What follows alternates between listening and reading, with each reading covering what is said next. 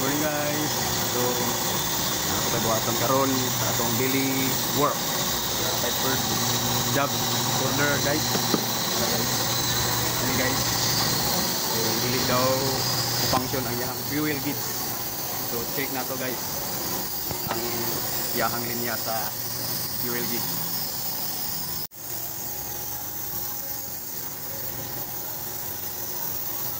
Na guys. Check na to guys, kaya naputol ang wire guys sa fuel gauge. Mao siguro ning dili mo gana ang fuel gauge guys. So ato ning sumpay guys, puntahan to ning sumagi nga matumpay guys. So let's go.